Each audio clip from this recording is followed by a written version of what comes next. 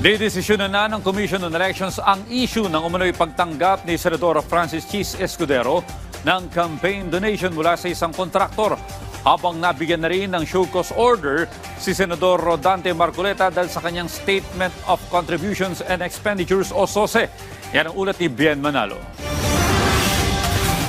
Inaasahang maglalabas na ng desisyon ang Commission on Elections o COMELEC sa darating na Miyerkules sa issue ng umano'y pagtanggap ni dating Senate President Chis Escudero ng 30 milyong pisong campaign donation mula kay Lawrence Lubiano, ang may-ari ng Centerways Construction na isa sa mga dawit sa maanumalyang flood control projects.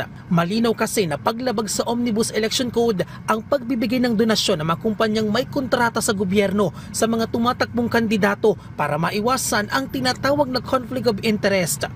Ayon sa COMELEC, nasa tanggapan na ni COMELEC Commissioner Ray Bulay ang ipinasang counter affidavit ng senador at pinag-aaralan na kung iaakyat ito sa COMELEC NBank o ibabalik sa kanila.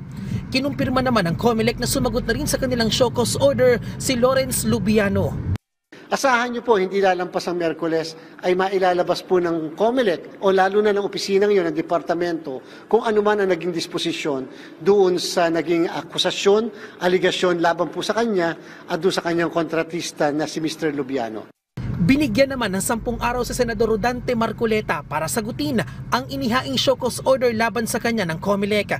Ito'y dahil sa hindi pagkakatugma umano ng kanyang Statement of Assets, Liabilities and Net Worth o SALN at Statement of Contribution and Expenditures o SOSE sa nagdaang 2025 midterm elections. Sa ulat kasi ng COMELEC, lumalabas na nasa 112 million pesos ang nagastos ng senador sa kanyang kampanya. Mas mataas ito sa halos 52 million pesos na idineklara niya sa kanyang SALN. Maari siyang maharap sa election offense, perjury at falsification of public documents sakaling mapatunayang may paglabag nga ang senador.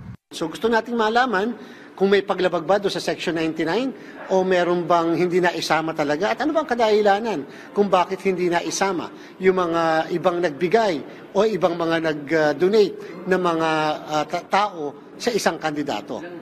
Samantala, sabi naman ng COMELEC, ilan pa lang sa 27 kontratista ang naghain na ng kanilang counter affidavit na nag-donate umano sa mga kandidato noong 2022 elections. Bien Manalo para sa Pambansang TV sa Bagong Pilipinas.